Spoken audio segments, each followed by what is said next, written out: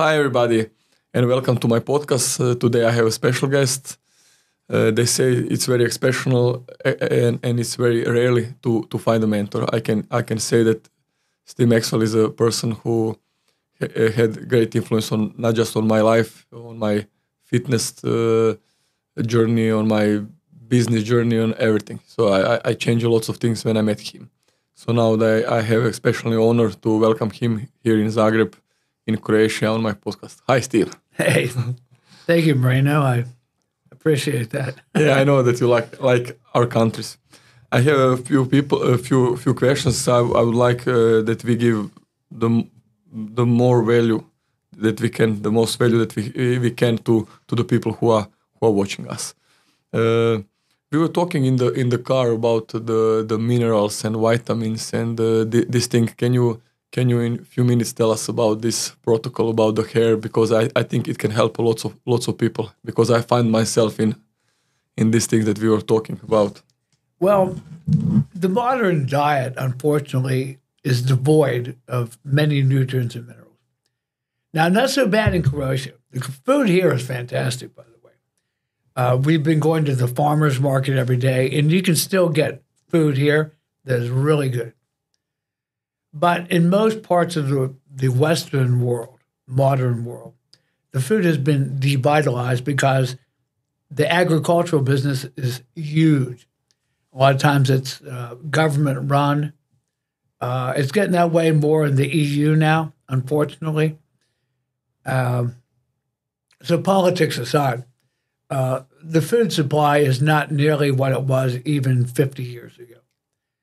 Many of the fruits and the vegetables are sprayed with toxic chemicals, chemical fertilizers, and the soil is depleted. So you're not getting the nutrients that you need, which means you need supplements. But what supplements? That's the question. Some people can hurt themselves more than help themselves. Because how do you know what you need? And how do you know what ratio that you should have? Well, the only real true way to determine that is hair mineral analysis. They cut hair and they send it to a lab, and then they can analyze it, because your hair doesn't lie. Your hair is like the perfect window inside your body. So the people at the lab can determine whether you are missing certain nutrients or whether you have toxic nutrients, because there's protocols for getting rid of toxins like mercury and lead are two of the better known. But there's ways you can get rid of that stuff in your body, the toxin, and also if you have an imbalance. So then you know exactly what you need. But you need to go to a practitioner. There's different people. If people look online, they can find a practitioner to do the hair mineral analysis and then read the chart. So it's one thing to do the test. You have to have an expert that can actually read it and tell you what it is you need. And I did this. And now you are following the I'm following it, yeah. You also told me that with the iron, that 4 times per year you take the blood out. Well, one of the real problems with a lot of young men in particular, but women too, there's too much iron. Iron is fortified in every single thing, especially modern food, the way it's packaged. There's iron in everything, man. It's so easy to get too much iron. And it's not even the kind of iron that you need. It's not even the type of iron you need biologically. So people have too much iron, and that can cause problems with osteoarthritis, because iron will bind to the calcium, and you'll get these calcium deposits in your joints, and it can cause all sorts of problems. So there's a couple ways. One is you try to avoid getting excess iron. 2, you avoid processed food at all costs. Processed food, like crackers and breads and cereal, mostly grain products. And then I'm doing a protocol where you take blood out. 1 pint. Now, I don't know what a pint is in the metric system, but in the old English system, a pint of blood is like a little, I get it out once every 3 months. It's a great way to get rid of excess iron. Women, it's not quite so bad because they menstruate. And they lose blood every month. But with men, the getting rid of toxic iron through blood donation is a good idea. But some people don't like to get the blood taken. There's also iron blockers that you can take, like a supplement that will block the uptake of iron. And what this does, it gets rid of all that toxic iron and creates balance in the body. Nice. This is a good advice for everybody, so you need to check this kind of things. Well, they definitely should read. Yeah, you need to read more about that. Next question is about your camps. You have a camp in Ikaria. I was there. It changed my life. It was a fitness camp. I know that you have jiu-jitsu for lifetime. Also, you invited me to New York City Urban Camp. It was a great thing. So can you tell us more about your camps? Why are you doing it? What's the point of the camps? And in the future, is there be any camps beside the Ikaria? And what will be the goal of your camps? Because you choose the Ikaria because the people they live the longest in Ikaria. Well, the idea of the camp was, see, fitness is not just something you do at the gym. It's a lifestyle, as you know. As the #1 fitness coach in Croatia, you know that it's more than just going to the gym and working out. It's everything. It's your health habits, your sleep, what you eat, your mental state. Of course, training is an important part of it. But what kind of training and how much, all those things. And there's other health habits that one can do to support their health. So the whole thing was basically about health and longevity and what I like to call playing the long game. Have you ever heard this term, playing the long game? A lot of people, they're very short-sighted. They're only looking a couple years down the road. But even when I was in my 30s and 40s, I was already planning for what I'd be like in my 80s and 90s, And God willing, maybe I'll make it to 100. You never know. So the camp is all about all the supporting things, not just training. That's just one little part of it, but all of your health habits. Yeah. So and things you can do to support yourself. It's like we can call this program like Change for Life. Yeah. And a lot of it is developing your health habits. Like I'm real big on a morning routine, I like starting your day right every single day. But there's also spiritual and mental aspects to the whole thing too. You can't just take one part. Everything works together as a whole. You said about your morning routine. Can you tell us a little bit more? Well, I would encourage all of your listeners to develop some type of morning routine. What do I mean by that? When I first wake up, let's say, the moment that I become consciously awake, I'll make affirmations in my mind. Affirmations to program my subconscious mind for the day. From there, I'll do things like head massage and ear massage and eye massage and, stimulate the body. A lot of times I'll do tapping exercises. I've borrowed a lot of these from the Chinese discipline of Qigong. A cold shower is really important, I think. It just programs me for the rest of the day. That cold water has a huge influence on your hormones and your nervous system. And so I have a whole routine that I do each morning. And it doesn't have to be as extensive as what I do. I mean, I go to great lengths to do my morning routine. If people would just get up and just take a cold shower and just move around a little bit in the morning, that would be a great start. I do realize that people have kids and families and jobs. They don't have a lot of time. But if they would just set aside 15 minutes each morning to get like a little morning routine, it would have great benefit.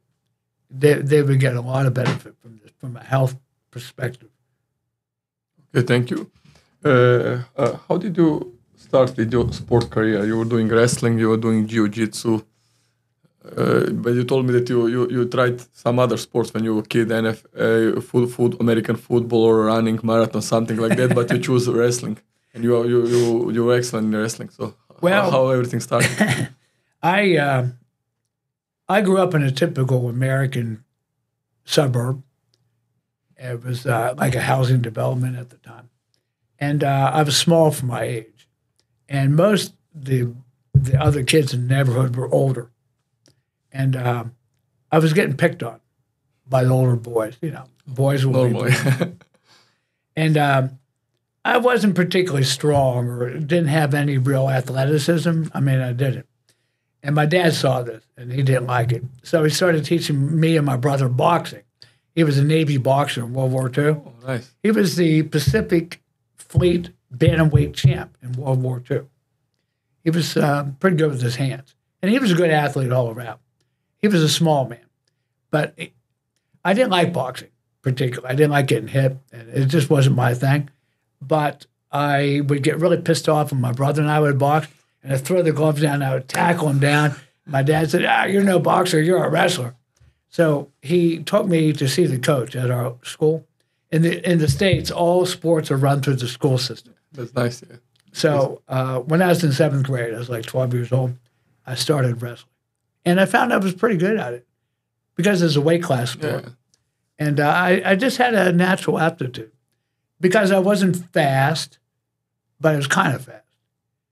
I was quick, but not fast, if that makes sense. I had good reactions. I wasn't super strong, but I had strength and endurance combined. I had fairly decent coordination. So all those attributes in a weight class sport like wrestling, it all came together for me. And I had instant success. I won like my first tournament I ever went to in 7th grade. So I fell in love with wrestling.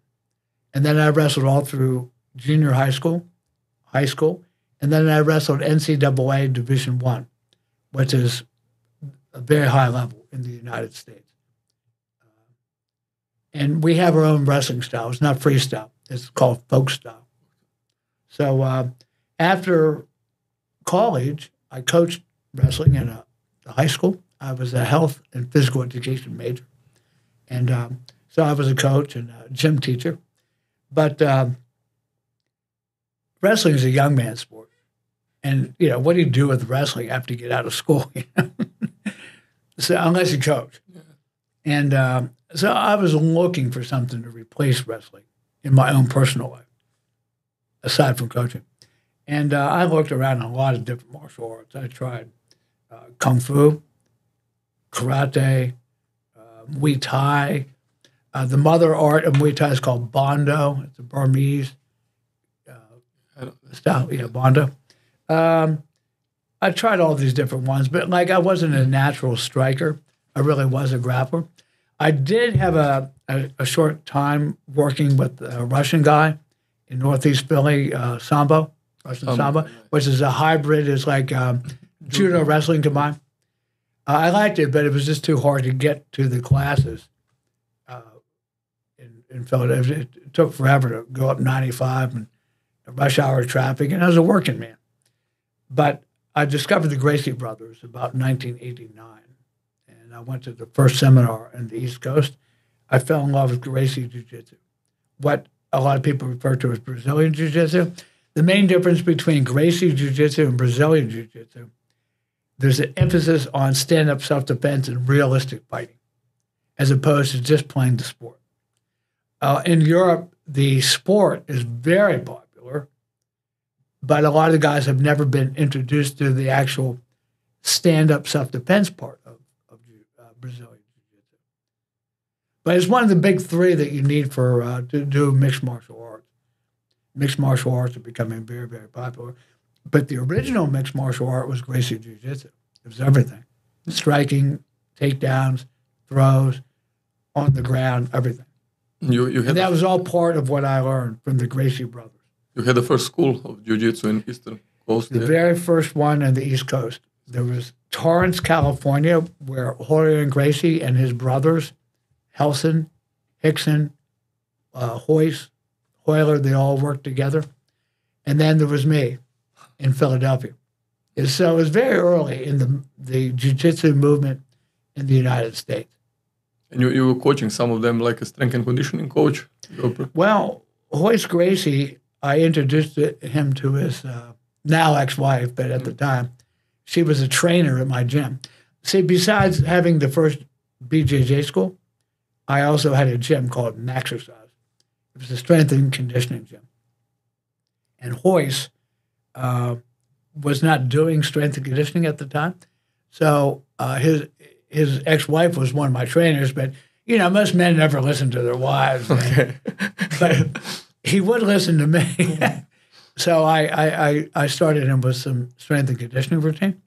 And I worked with him during the first 4 UFCs. So you were with him? I was one of the original investors in the first UFC. Horian put it together on a shoestring budget.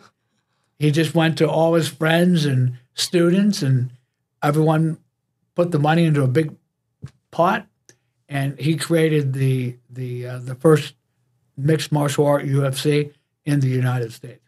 And the whole reason for that was he wanted to showcase how good jiu-jitsu is in real combat. He wanted to show what happens when the other guy doesn't know jiu-jitsu. And his younger brother, Hoyce, who was a very nice, easygoing guy, was not super athletic. He certainly wasn't strong. He didn't have, like, you know, big muscles or anything. He was just like this tall, skinny, good-looking young Brazilian guy. And he just completely changed the world's point of view about realistic fighting. He showed what happens one-on-one when you get Brazilian Jiu-Jitsu against these other martial arts. And he won the first 4. And I was doing strength and conditioning with him during that time. But you were also coaching some famous people. You were 3 times in Joe Rogan podcast. You were coaching him. Is there like some other famous people like that like jiu-jitsu? Because you were working with some of them. Do know some names? In my gym in Philadelphia, I had it was not a fancy gym at all, by the way. You know, it was pretty, as far as equipment went, it was okay, but it wasn't fantastic. But our service was amazing. I had one of the first one-on-one personal training gyms in Philadelphia. And people would come to us for supervision. Yeah, I think that's important. And they just got great service, really, really good workouts. And it was like a who's who of Philadelphia. I mean, I had, you know, the rich and famous of Philly were coming to my gym. And it's interesting because it was not posh at all, you know, pretty bare bones, but I think they liked it. Two of my clients were the people that owned the Philadelphia Eagles, Jeff and Christina Laura. But there was other people. But see, I think your value as a trainer is never measured with famous athletes or personalities or, you know, rich people. I think your measure is with average people, what you're doing with the average housewife, average businessman, or average working guy. You know, that's how you measure someone's success.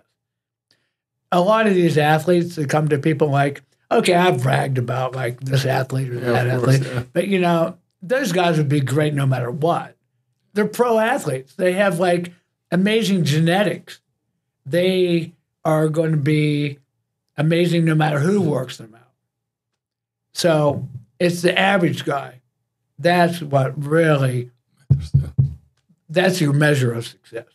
If you can get just normal people, healthy and strong and fit, and help them lose excess body fat, that's your true measure. Your average gym member. So yeah, I agree completely. What will you suggest to the older people? Because in a couple of days you are 72 and you are in better shape. December 3rd. And what is it? Oh, in about less than 30 days. So It'll be my 72nd birthday. 72nd. The single most important advice I could give to elderly people is strength training. You got to lift weights or some types of resistance training. It doesn't have to be barbells. It could be machines. Machines are certainly fine if they're well-designed machines. If it's a poorly designed machine, you do yourself more harm than good. But there's some good ones out there, like the Hammer Strength machines, the Nautilus Nitro, MedX. For some elderly people that have not lifted resistance training, machines are not a bad way to go. But then there's isometrics, but barbells, dumbbells, and because I traveled so many years, I really got into body weight training. I like using my own weight. You can do tremendous work, but it doesn't matter what it is, but you got to do it. You got to strength train. So there is like single most important thing: keep your muscles, because boy, I'll tell you, your muscles go away really quick. So lots of like older people, they do like more endurance training, running or something, but it's better for them to do like a strength training. The endurance training, I'm not saying don't do it, but the biggest bang for your buck is going to be strength training. And ironically, your cardiovascular system gets way better load from strength training than it does from all the running and walking. Being active is important. I'm not minimizing that by any stretch, but it's not nearly as important as strength training. The running, the walking, the biking, the swimming, or playing a game like basketball or tennis, it's all fine. As long as your joints are healthy, no problem. But that will not preserve your lean muscle tissue. And your metabolism is set by the amount of muscle you have in your body. And no matter what you do, your muscle starts to go away, man. I mean, I'm shrinking every day. And, I do all the right things, but, like they say, no one gets out of here alive. Yeah. We're all going to die. Aging is an inevitable process. It happens, but you can age gracefully. You can age well.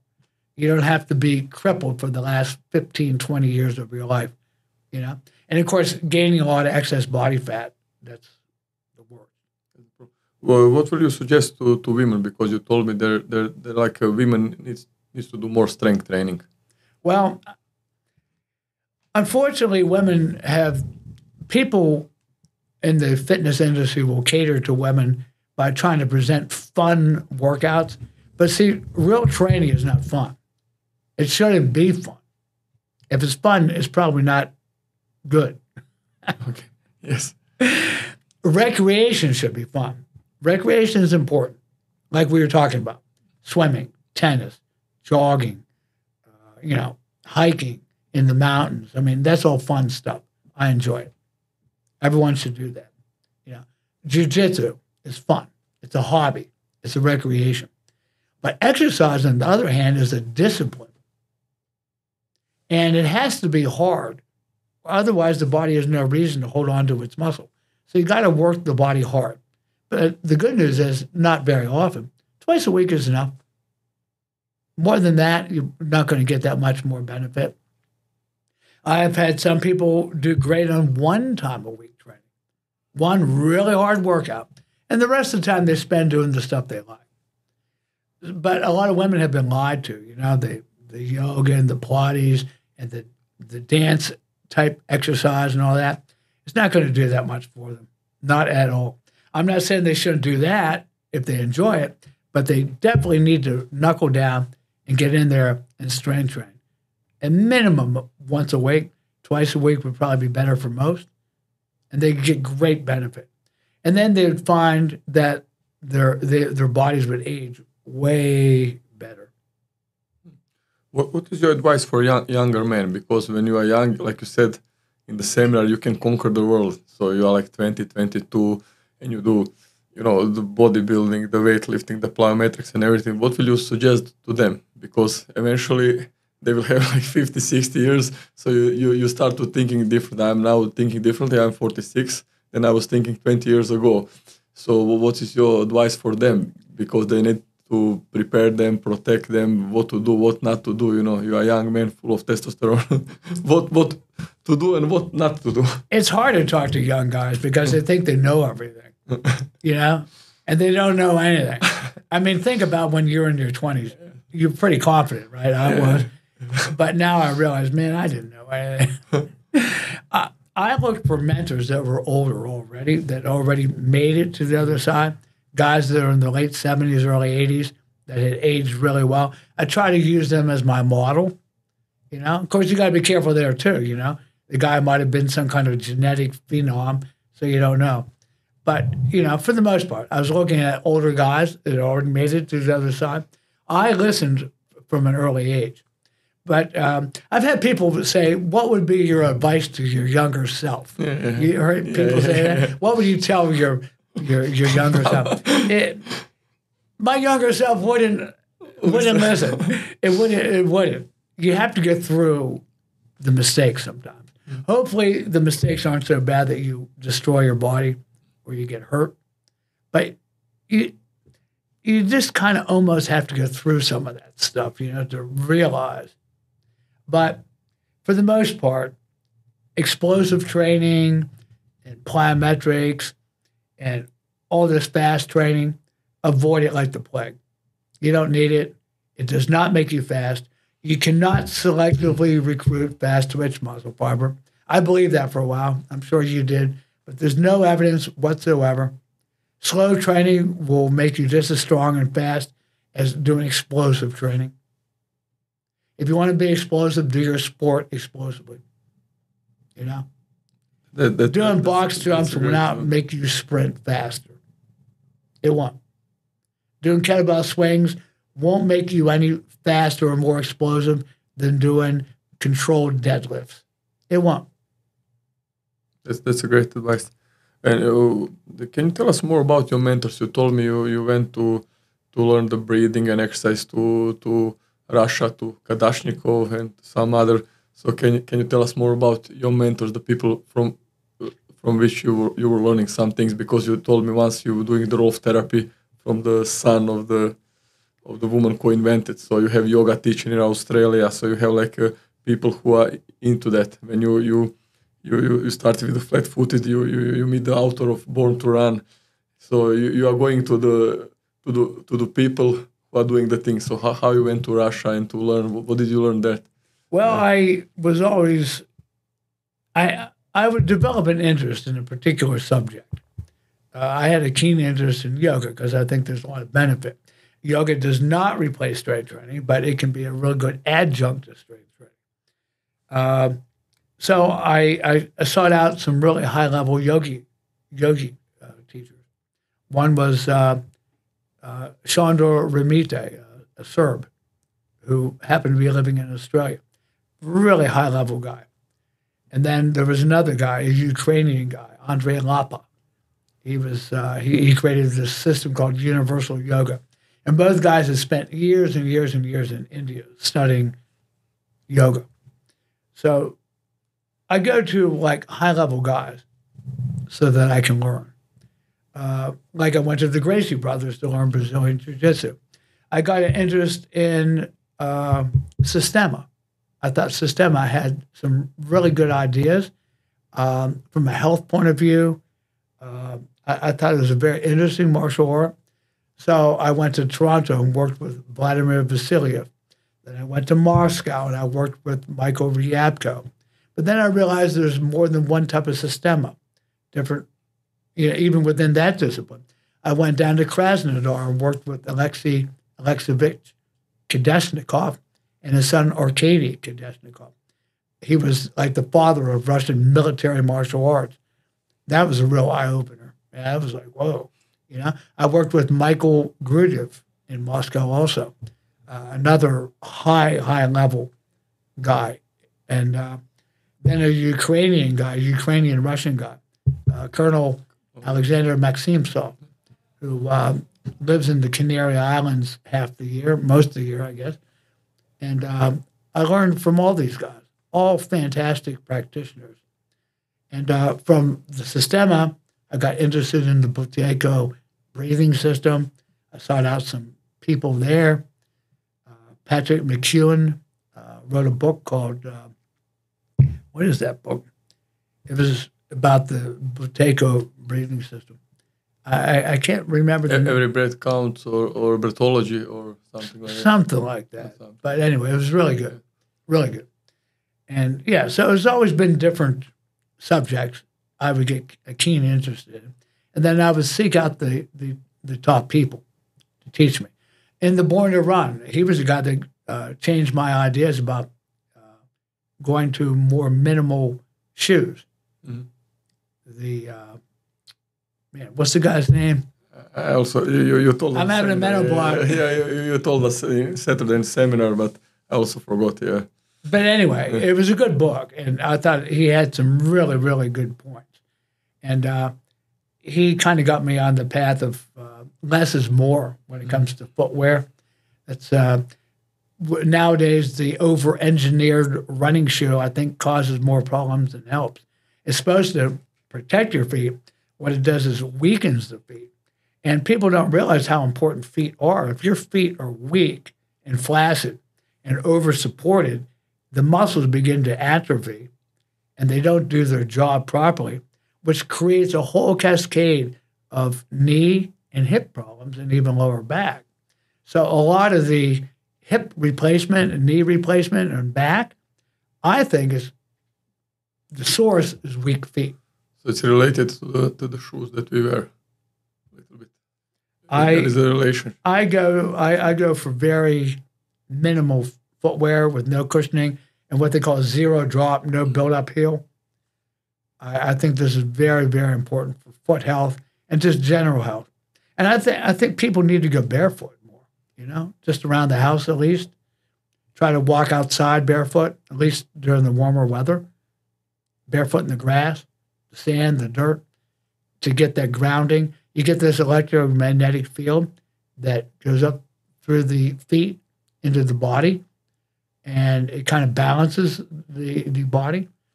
Because we're always in these artificial environments with the lights and Wi-Fi and microwaves and television and radio waves, and we're being bombarded with this kind of stuff. And it can throw our own electromagnetic field off because we all produce a certain frequency. Yeah. Everyone's frequency is as different as your fingerprint, as your eye. I mean, very individual. But that can be thrown off and disrupted with all these other artificial. Probably the hardest thing on you is flying. I can attest to that, man. Flying is like, whew. Killer, man. Yeah. Killer. You are 2 days, like, after the flying, you are tired. Whether it be 2 hours or 10 hours, it's still devastating, man. So I would recommend people look into shielding devices. Mm-hmm. For example, this is shungite. I didn't know that. That came from a meteor, and it's only found in Russia, by the way. This has the ability to absorb negative electromagnetic field and kind of like a shielding device. So people that are on, like I do an awful lot of online personal training, and so I'm on my iPad a lot. I started the whole thing during the pandemic. It's good for your business. Yeah, I mean, everything was shut down, and people were dying. They couldn't go to gyms, And, man, what a fiasco that was. We won't even get started there, but it was planned, man. I think those vaccines kill more people than the so-called COVID ever did, man. And then they lied about all that stuff. But that's a different subject for a different time. You have been in China. You were doing the seminars. You were doing the seminars for Chinese police and for other people. What did you learn in China, and what's the difference between East and West? Like you said, in East they do exercise, in West we do workouts. So it's a little bit different. I was also in Shenzhen, so I saw the guys doing like shaking, shivering. They're doing like some different kind of like Hindu squats, but they are doing more for health. They are breathing differently, and we are doing like lots of exercise with the facial expression, and we are like killing the body, you know. So it's like the different. What is your opinion? Yeah, I didn't particularly like mainline China. There's a lot about the culture I did like, but you know, I don't know about you, but when I was there, the pollution was so bad. Oh my God! Yeah, when I went, it was much better. You know, it was okay. Yeah. I'm glad that they did that because you couldn't even see across the street. The smog was so bad, it would burn your eyes. So that was like, I don't know, 10, 12 years ago maybe. But I did do a seminar at the Chinese Police College in Shanghai. Those guys are good. See, I've always liked law enforcement. Law enforcement guys are okay. You were doing with the FBA, with DAA, you were doing also in US, the seminars, yeah. Yeah. But there was a couple of Qigong guys there that I worked with. One guy in particular, interesting guy, black belt in Brazilian Jiu-Jitsu. I think the first Chinese to get it. But he had always been involved in Qigong. He showed me a lot of good stuff, man, just for general health and well-being. Nice. And, you know, I've added the Qigong in there. And when I was in Taiwan, I learned a lot of really good stuff. And you know one way I learned, because a lot of the people didn't speak English there, I would just go and look at some old guy that was moving well, and I would just start to duplicate and copy a lot of the stuff he'd do. And I went out to the park every day when I was in Taiwan, Taipei City, and it's amazing what you can pick up just through observation and watching, you know? And they would do these big group classes, and sometimes I'd just jump in and just do what they did. And I picked up a couple of really good ideas. And nowadays, of course, you have YouTube and all these different channels, and you can pick up a lot of really good ideas.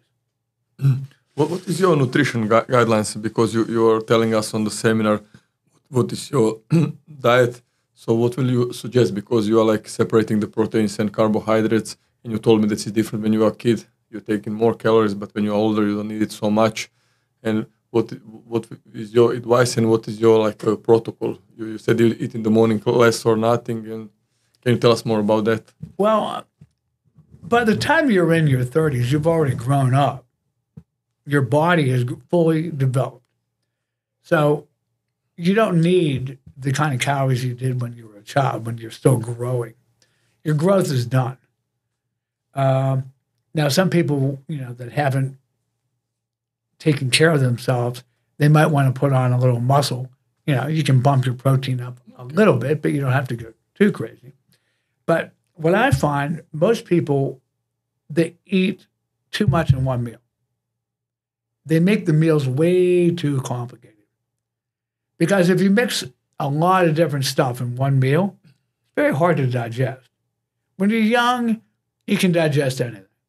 I mean, I don't know about you, but like when I was in my teens and 20s, I could eat rusty nails and digest it. But as you get older, your powers of digestion go down. And if you're mixing all this different stuff, like, you know, starches and carbohydrates and proteins, you can digest it, but it's hard on your body. For that reason, I do nutrient separation. Like I'll have a predominantly carbohydrate meal, and then I'll have predominantly a protein meal. And I find that works way better. A lot less indigestion, a lot less gas. But, you know, there's very simple guidelines that people can follow. I mean, everything's online nowadays, you know. But I would recommend that people don't mix too much stuff in one meal. Keep your meals simple. For example, for breakfast this morning, I had blueberries and yogurt with a little spoonful of pollen, pea pollen. We bought it from this wonderful market down there in Samovar, and it was homemade raw milk yogurt. Fantastic. I don't know where the blueberries came from, but they sure were nice. Way different than the cardboard kind of blueberries you get in the States. You know, delicious. For lunch, I'm going to have turkey thigh and about 12 different types of vegetables, like Brussels sprouts, broccoli, cauliflower, green beans, red cabbage, onions, some garlic, all steamed with the turkey leg. That's it. Just the vegetables and the meat. Tonight, for supper, I'm going to have beans. Teresa had soaked beans and made the beans. She put just a little bit of sausage, Croatian sausage. What do you call those little sausages? Man, God, they're good, huh? It's like a very popular sausage. She bought it from the farmer's market. Yeah. We have good sausages in Croatia here. Well, anyway, you can't miss it. She puts a few pieces in the beans, and then a whole bunch of vegetables. So this is like a starch meal. Beans are starchy. Yeah. So I had a kind of a protein, a little bit of fruit, major protein with vegetables, and then starch with vegetables for tonight. And I don't always eat 3 meals. Sometimes I only have 2 meals. Yeah. 2 or 3. Yeah. So you don't need to eat like 5 or 6. No, hell no. All you do is just overburden your digestion, and it causes more problems than good. And you certainly don't jack your metabolism eating frequently. All you do is mess up your insulin levels. When I met you like more than 10 years ago in Keln, in seminar, you were like traveling all around the world. You told me that your house is just a box post office, like small one. So you had like a lifestyle. You were traveling all around the world, and you were just doing seminar. You told me that like people are impressed, but also they are like surprised with your kind of lifestyle. So can you tell us more about that? Because you are traveling, you are living minimalistically. You have like I'm a bit of a minimalist. There was a time when I was married. I had a big 4-story house, a gym full of equipment, a jiu-jitsu school, and then divorce. Hopefully, you'll never go through it. You waited till you're a little bit older than Marina. So, but divorce can be pretty devastating. It's like my whole world just like blew up, like an earthquake came and everything was completely, utterly destroyed. So I actually lived in a camper van for a while. But you were traveling from the coast to the coast. Yeah. I was driving around, enjoying myself. I worked with a professional baseball player, making a lot of money. Like you were working with your tennis guy. I was working with a baseball guy for a while. And, eventually, though, I started getting offers for seminars because I had been in the business for a long time. But jiu-jitsu, personal training, people knew about me. So I did one seminar, and then I would get a request for another one nearby. And before I knew it, I'd have like 4 or 5 lined up going to different places. So I said, what am I going to do with that van? So I sold the van. I sold the van on, I think it was it eBay? I sold it to a guy in L.A. while I was in Germany. Yeah, I mailed him the keys. You told me that. It was crazy, man. And I just started living on the road like a digital nomad. I did that for close to 15 years. 15 years. Literally going from one place to the next place to the next place. Stay a week here, stay 2 weeks there, sometimes I'd stay like 3 or 4 weeks, but rarely. Usually it's like 10 days to 2 weeks, different places. So you were like Germany, Japan. Globe hopping, man. Scotland, everything, Australia. When I first went, I had this big bag. It was like, heck with this, man. It was just, just too much stuff. So I kept downsizing. I got to the point where I pretty much had like 2 pair of shoes, 2 pair of pants, 3 T-shirts, 3 underwear, like a hoodie, a rain jacket over top. That was it, man. Everything I owned. I made a pair of swim shorts. That's it. I got it down, my shaving kit. But basically, I was living very, very simply. But then I heard from an astrologer, we were talking about this. I've taken heat from this before, people thinking it's bullshit. Joe Rogan also thinks. Yeah, I'm telling you, man, the guy was good. He warned me ahead of time. I always listened to his advice. He always told me whether this seminar was good or bad. He would always give me specific dates that would be most successful. And I listened to them. And I never had, out of close to 15 years and literally hundreds of seminars, I don't think I ever had a bad one because I always listened to the guy to make it on a particular date that would give me the greatest chance for success. Because, everything's vibrational.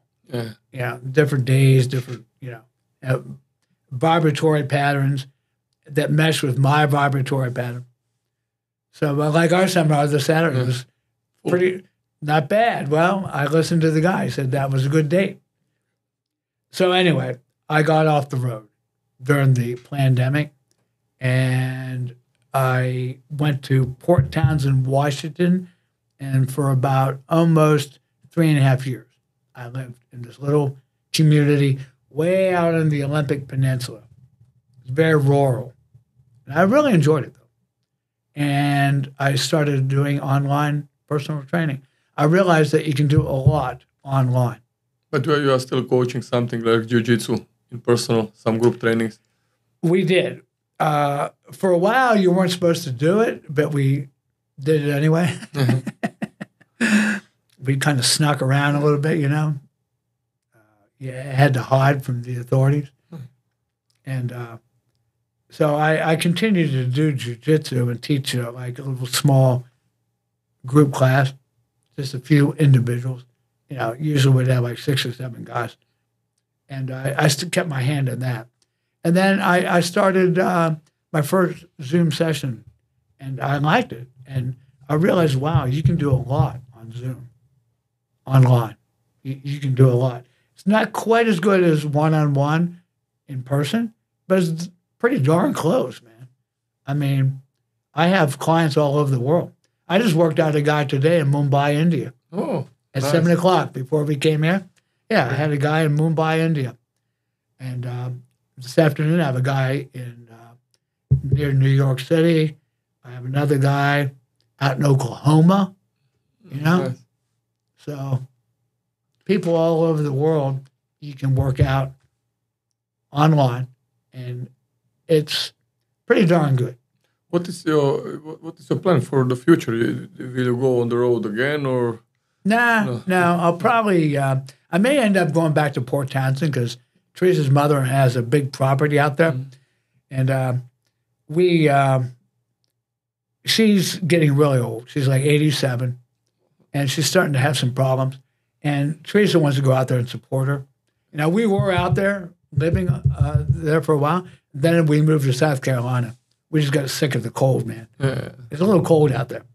But we're thinking about going back for her mother's last years. And we want to support her. And Teresa will probably inherit the property, so that'd be nice. So we may go back. But you will still maybe do some seminars all around? I'll still do a few, but not traveling like I used to. Before. I'm going to have a home base. Yeah. It was nice to have a home base. To tell the truth, Marina, I was getting a little bit tired. Yeah. I was. It was a lot of travel. We talked about flying being so hard on you. Man, it was kicking my butt. So. Yeah. What jiu-jitsu? You are like what kind of degree it's in I'm a 6th degree black belt. My next rank will be 7th degree, which is coral belt. So it's not a black belt. It's like a red black. It's like red black, like a coral snake. Mm-hmm. Okay. And that's a pretty high. That's a very high level. And then you get your 8th degree in that belt, and then you go to red belt. But I probably won't live long enough for that. You never know. You never know. You never know. You told me that you like Slavic Russian people in this region, the Czech, the Poland, the Croatian, Bosnian, Serbian. You like. I'm a Slavophile. Slavophile. Okay, that's the worst. I like I like Slavic people very much, man. I like the vigor and the strength, and the Slavic people are incredibly good-looking people, man. Wow, the most beautiful women, for sure, man. Polish, Russian, Lithuanian, Belarus, Serbian, Croatian girls, I mean, they're all lovely, lovely people. Their health has not been ruined like it has in many parts of the world. Like the UK, the US, Canada, people have gotten so fat and their bone structure has just really gone down from just bad nutrition, over processed food, the whole food and pharmaceutical industry has pulled the level of health. And when the health goes down, of course, people don't look good anymore. I just noticed the people here all look healthy and good. Like the farmer ladies at the market, a lot of them are pretty old, like in their 70s and maybe 80s. It's hard to tell. They still look good. They're viable. They're strong. So, yeah, I do. Thank you for podcast. Do you have something else you would like to tell to the people who will listen to and watch this podcast? Well, anyone that would like some online personal training, you can always look me up. Steve Maxwell SC. MaxwellSC.com. Okay, we will put the web page and everything. But there is like lots of seminars that you are doing on that page. Will you in the future maybe still doing that, because you have isometric, you have lots of things. You have self-defense seminar. There was like a bunch of this. It was anyone that would like to contact me for a potential workshop, I'd be happy to. But I traveled so much for so long. I'm going to cut it down to just a couple a year. But you are open. I'd love to come back here and see you again, man. But you're open for online. You have space, so I'm open online. So they can contact you through the mail. Yeah. So if they want some guidance with both diet and training, I can help them out a lot. Especially people that are really, really busy or don't like going to the gym. There's a lot of people that don't like gyms. I don't like gyms myself personally. I don't, man. I get a way better workout at home. But a good gym like yours is hard to find, But most gyms are not good like yours. Most of them are not so good anymore. Yeah, we were talking about that in the car. The commercial gyms, lots of people are coming, but not doing the real training, real workout. But also you need a coach. Well, you get a lot of personal training at a lot of attention at your gym. So people are getting the biggest bang for the buck. So if you need not just a coach, if you need somebody who will, like Steve said, do the guidelines about the nutrition, about the changing your life habits, about the training, you can contact Steve, because he's like, you are more than 50 years in fitness. Huh? More than 50 years, yeah. I started as a professional about 1972. 1972. So most of you were not born in that time. So if anybody has experience and tried everything, different technologies of training, he knows what is working, what is not working, it's Steve. Most of my things that I learned for bodyweight training, kettlebell training, and the knowledge that I got from Steve, and most of the things that I put in the book, it's also from the Steve. So Steve once told me that you need to give the gratitude and to tell people from where did you learn? Because he told me I learned this in Russia, I learned this from Kardashian, so you always need to tell that. So most of the things that I'm doing in fitness, I learned from Steve. So when a student is ready, the mentor is coming. So contact Steve. Thank you for being here in the podcast. Thank you for coming back to Croatia. I hope to see you again. Yes, absolutely. I like it here. And I think we did. We gave a value for everybody, not just for the coaches, for everybody who is watching. And I hope that people who are older or people who are younger, they will start to change, to start with the training or to change the way they train. So thank you, everybody.